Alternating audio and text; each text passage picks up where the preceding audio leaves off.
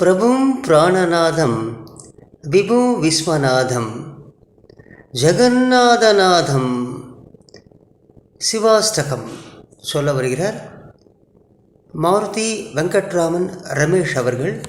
கேட்கலாம், கேட்டு மகிழலாம். நன்றி, வணக்கம்.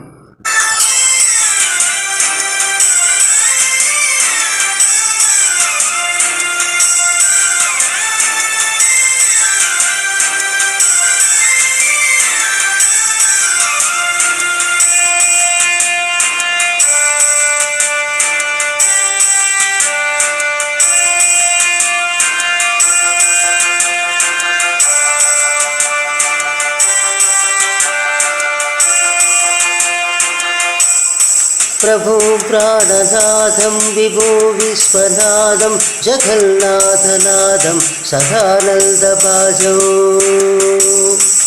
భవదవ్యభూతేశ్వరం భూతనాథం శివం శంకరం శంభుమీశానమీడే గలేరుండమాలం తనౌ సర్పజాలం మహాకాలకాలం గణేశాదిపాలం జటాజూట గంగోత్తర గర్విశాలం శివం శంకరం శంభుమీశానమీడే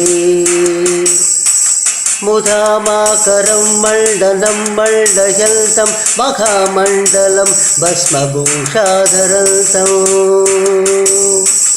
అనాదిం వ్యపారం మహామోహమారం శివం శంకరం శంభుమీశానమీడే వటాదో నివాసం మహా అట్టకాసం మహాపాపనాశం సదా సుప్రకాశం గిరీశౌ గణేశం సురేశౌ మహేశం శివం శంకరం శంభుమీశానమీడే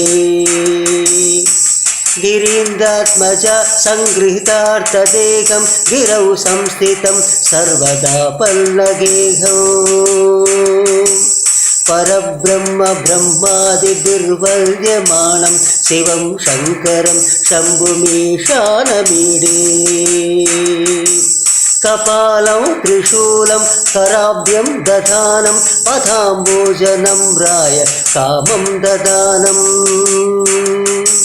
బలివర్ణమాణం సురాణం ప్రధానం శివం శంకరం శంభుమీశానమీడే